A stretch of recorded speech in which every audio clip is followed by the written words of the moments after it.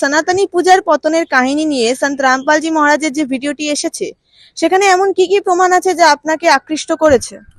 যেরকম তার মধ্যে দেখা গেছে শ্রীমৎ দেবী ভগবত পুরাণে পঞ্চম অধ্যায় তৃতীয় খণ্ডে 123 নম্বর পেজে বলা হয়েছে যে ব্রহ্মা বিষ্ণু মহেশ স্বয়ং স্বীকার করছে দেবী দুর্গার কাছে যে আমাদের জন্ম মৃত্যু আছে, আমরা তিন তাপের অধীনে আমরা এক্সট্রা কিছু দিতে পারি না, যার যেরকম আছে যে যেরকম ফল পাওয়ার সেরকমই পাবে, আমরা না কমাতে পারি না বাড়াতে পারি।